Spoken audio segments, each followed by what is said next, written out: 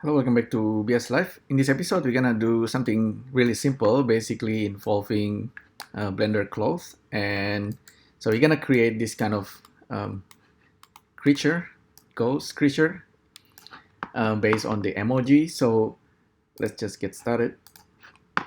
I'm using Blender 2.80, and in this version, I think the cloth has improved a lot. So yeah, let's just get started. We can actually use the cube and just subdivide it, Control 3, Control 4, and then just bring it up and then hit apply. And then from here, we're gonna use a simple plane, scale it up, and then put it up there. This is gonna be our clothes. So quickly save it as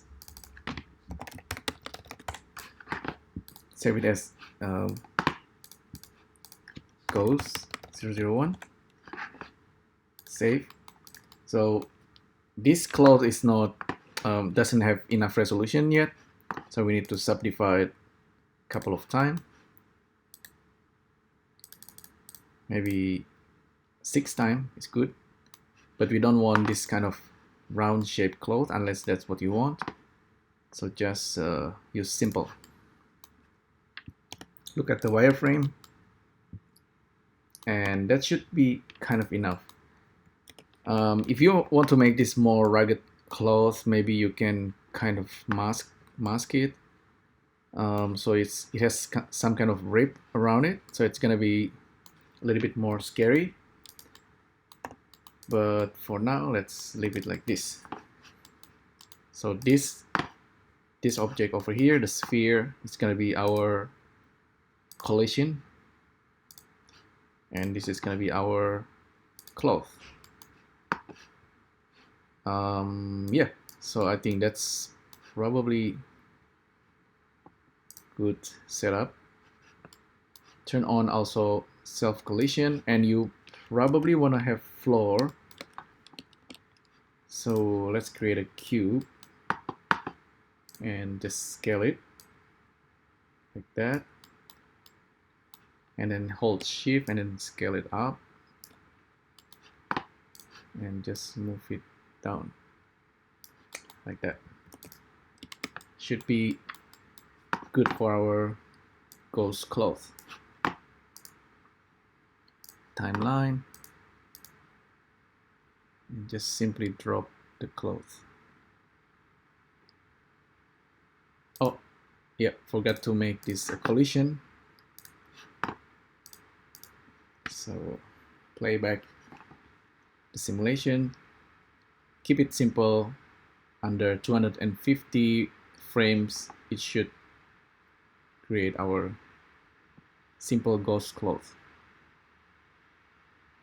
You can actually animate the sphere if you like. So let's see. Let's wait until it settles a little bit. The advantage of this simple ghost cloth is that because it was based on a plane, we can actually paint it. So if you go to, if you're done with it, okay, you're done. File, save. You can select this guy and then simply bake it. Maybe apply as shape keys. Bake, apply as shape keys, and then so we have this. Oops. Oh, I know. I think I need to bake everything. So save everything, and then with the cloth selected, apply subdivisions, and then apply the cloth as shape keys if you want to have this. And of course you want to smooth it, so right click and shade smooth, and you don't want this jagged looking, so you add subdivision on top of that. So that's your ghost. And then you want to go maybe to the front view aligned. Or actually I can use this tilde, go to the front, and go to orthographic view and then just paint on our cloth. Switch to texture paints, so it's pink. That means we need to have some kind of texture, so simply assign a texture to our object here, but we might need to assign a material first. So assign material, and with the material assign a base color, and now you can paint on this cloth. So how do you want to paint the ghost? Maybe just something simple. Actually, you can start with just something like gray.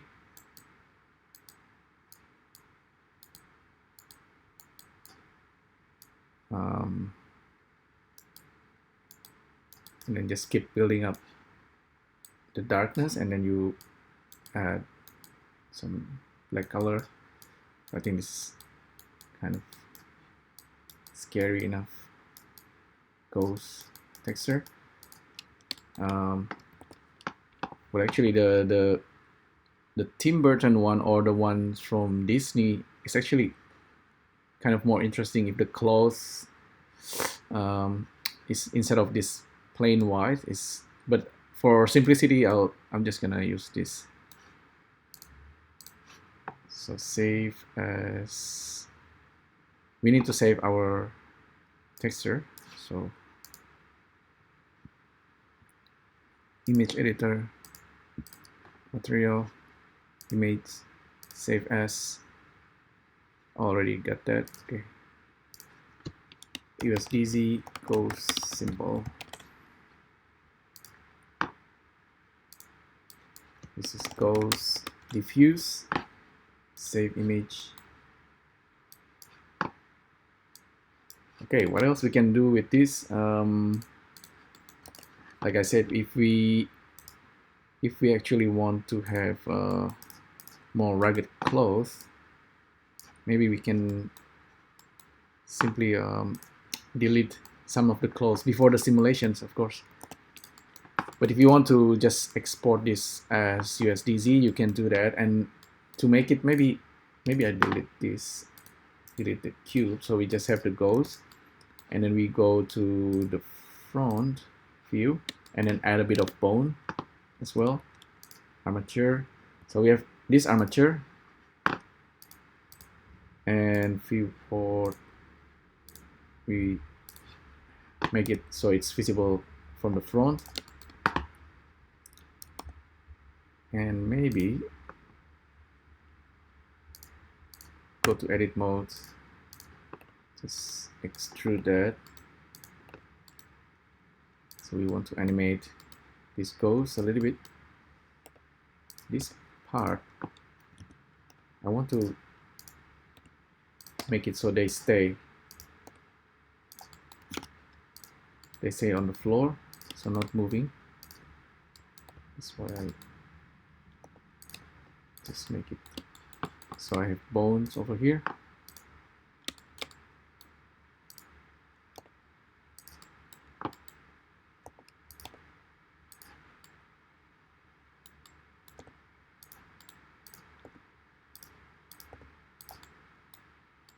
I should probably make it snapping. So turn on snapping and face, snapping, turn on snapping and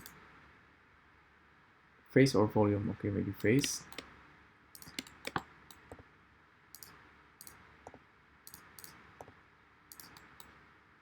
Snap to the face, snap to the face.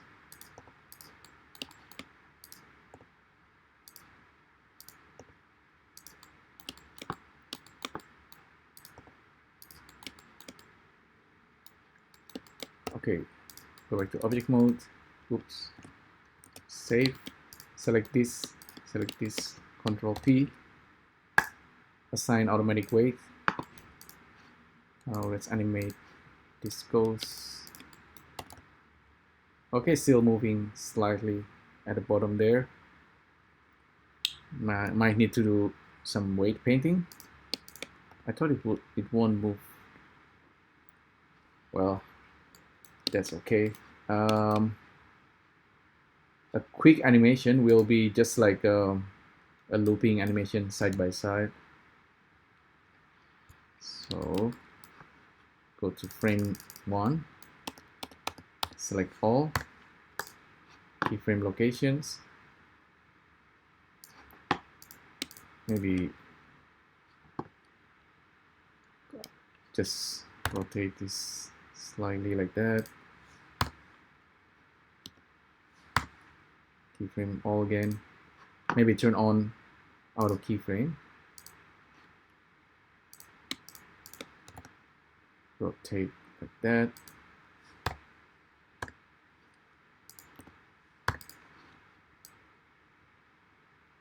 Okay, we lost the first one somehow. Okay, select all, option R,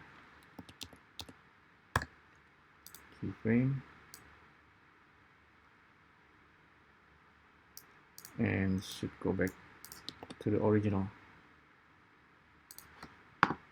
Okay, 60 frame animation, just a simple ghost, really simple.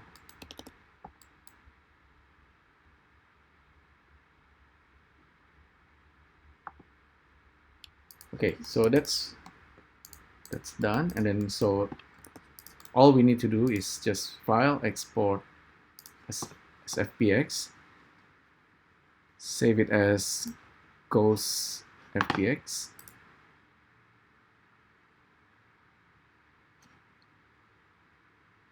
and then file new,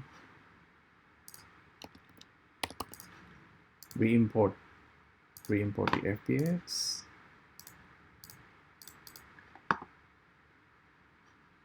So now we have it baked.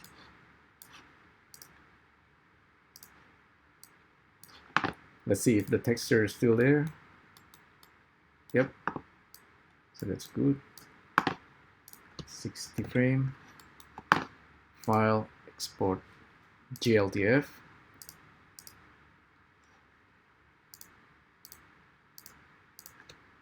Go simple. Export GLTF, and maybe we go to GLTF viewer by Don McCurdy.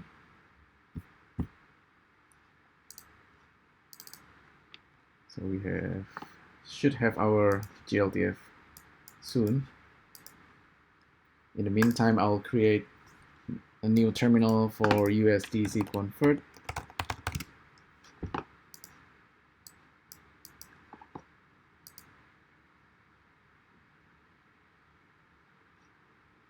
And simply convert that. So 1, 2, 3 of this. Paste it in here. We have our ghost. It's animated. Sorry about this part that's moving. So that seems to work. And our USDZ also works. This one should work. Okay, the size is too big. Way too big. So meters per unit, make it 0.05. So now the ghost should be smaller. Well, it should be smaller, so 0.01 maybe.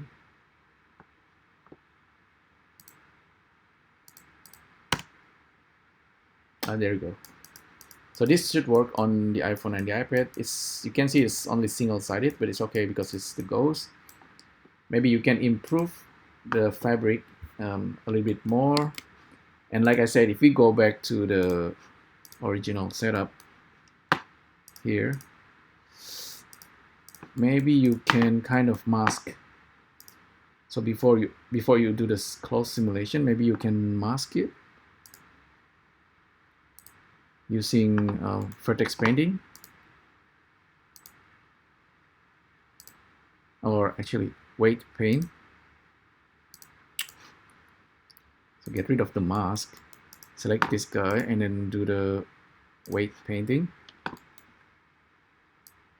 If I'm not wrong,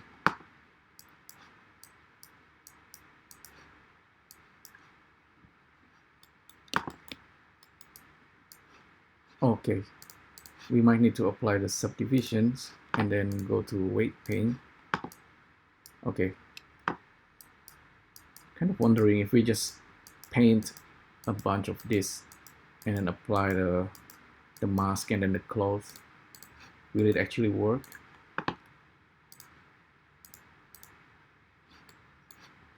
And reverse that.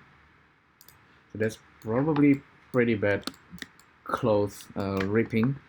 There's already like a couple of video tutorial on how to make a cloth ripping, so you might want to have a look at that. So instead of doing it like this, that's pretty dodgy way to do it, but you can see it. You can just simply mask it, and then perhaps after you do that, you smooth it or you subdivide it. That's kind of a quickie, pretty bad way to do a cloth ripping, but it might work, you know, if you paint it properly, or you can sculpt it and use adaptive. Yeah, that's just an idea. There's already like tutorial how to do the cloth ripping using Blender, so I'm not gonna do that, but that's an idea. You can make kind of more scary ghosts if the cloth is kind of ripped, and a better texture will be, of course, much better. But yeah, I'm pretty okay with this. Just a basic, simple idea. You can try this yourself. Let me know what you how you want to do this, how you can improve this. Maybe you can have mask instead of just a sphere, maybe just a face, an actual human face. So that's gonna be creepier, I guess. All right, thanks again for tuning in, and I'll see you next time. Thank you. Bye.